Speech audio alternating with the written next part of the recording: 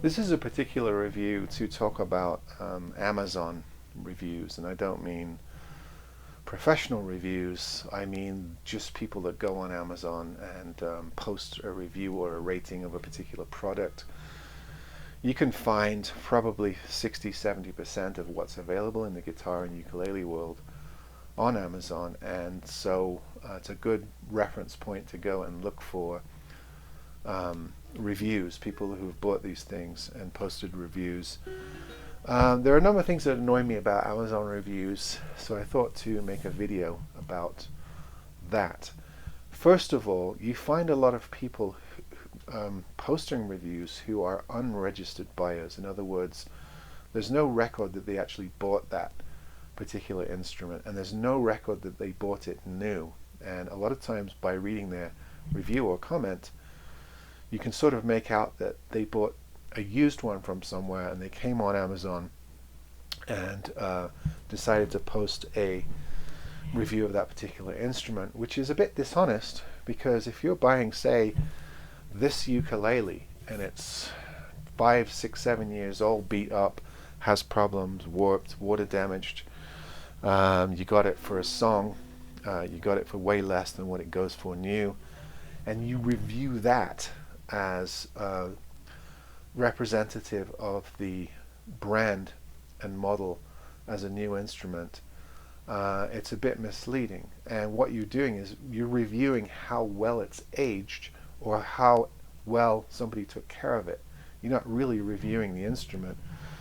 That can be helpful in knowing how an instrument performs 5, 6, 7, 8 years into its life, but a lot of times the problems or the things that people relate about those instruments have to do with user abuse rather than the instruments themselves. So those sometimes can be annoying. Second of all, there are people that review the ephemerals around the receipt of the instrument, and I see this a lot and it really annoys me. For instance, you go look at a review of a ukulele like this, and someone gives it 1 star and basically gives it a terrible review because it arrived with a cracked headstock.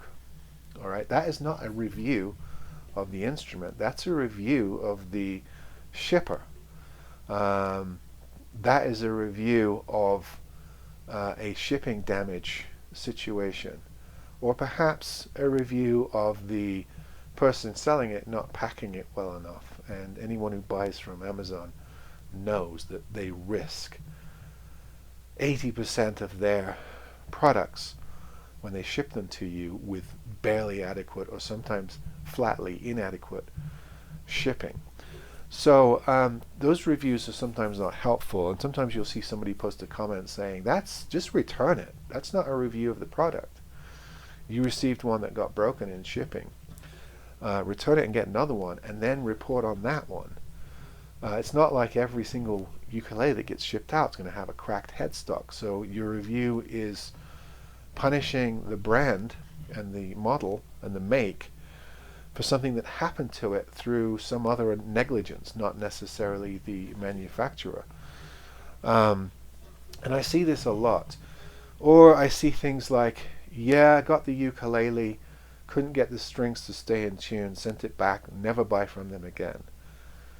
This is a review by somebody completely ignorant about how nylon strings work, about how a guitar or a ukulele is most of the time not going to be shipped in tune because they don't want to leave the stress on the neck.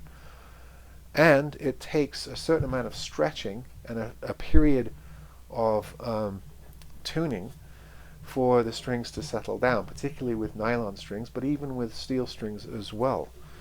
So again, you're not reviewing how good the instrument or bad the instrument is. You're reviewing your ignorance about a process that you didn't bother to find out about. Now, that sounds snobbish for me, because I realize that most people that buy a ukulele or a guitar are not luthiers, they're not guitar techs, they're not even collectors or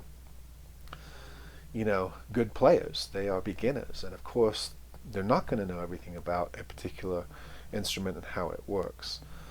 But I would like to think that if you order anything from Amazon or a place like that, that you give it the chance to work, and that if it doesn't work right away, you try and research if you did something wrong in preparing the instrument for play. Another thing that also people complain about is the setup of an instrument. This ukulele here is a all solid Hawaiian koa instrument. It's a very, very good instrument. But this ukulele could arrive at your house with the action too high and the fret ends sharp because it came from a country like Korea or Indonesia, which is very humid, and it got shipped to your house in Wyoming, which is very dry. So the wood shrank, but the metal did not, so they protrude out. So a lot of instruments are going to need some kind of adjustment when they arrive at your house. So making that a part of the review is fair, but I think making it a detriment of the manufacturer when it's just a environmental situation is not really fair. And you know, sometimes people append a comment to a review like that and say, hey, just set it up, take it to your guitar shop or local luthier and set it up.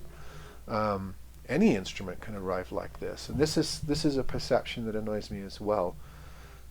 People think that, you know, it's only instruments like Glaris that come, or Artols, that arrive at your house and have these fret issues. True, they have less quality control, they're more liable to have issues, they're going to need setup, but trust me, I've received guitars that are $2,000-$3,000 from top manufacturers that arrive at my house. I pull them out of the box and they have sharp fret ends and they need some sort of setup, or the action's not quite right, the belly shrank, or the belly came out, protruded during shipping, during the environmental changes. These are almost living entities that comprise these instruments. I mean, wood, yes, the wood has been chopped from the trees, but it still has mutable properties. It can take on water, it can dry out, it can change in shape, it can contort.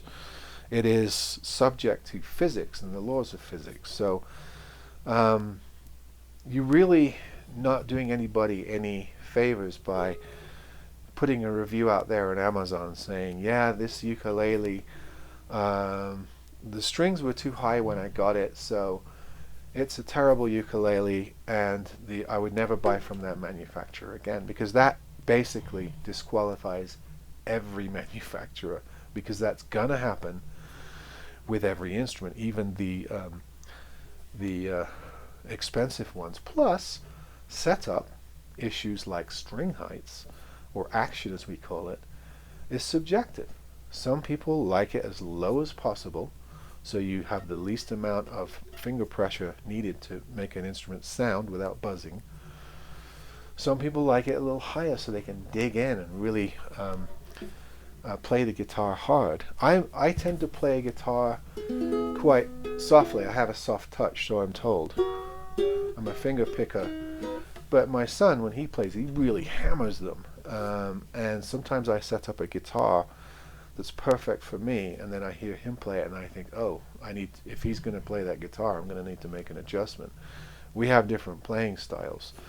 And that's something else that you have to keep in mind about any instrument that's shipped to you. The standard heights that the manufacturers decided to go with may not be your preferences, may not meet your preferences. So any instrument is liable to need some sort of adjustment for it to feel good to you. If it comes to you and it's perfect, it's lucky that they chose that particular dimension and you found it perfect.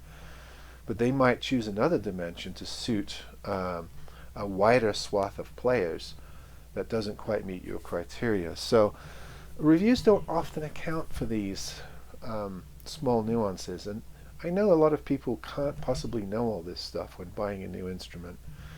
But I still think a large percentage of Amazon reviews don't actually review the instrument in question and the basic properties of a particular instrument. They too much refer to ephemera that can be corrected, or that is a product of the guitar being shipped to them through various time zones and changes. So I just wanted to put a video out on that, because I know that relying on Amazon reviews has become ubiquitous in our current climate.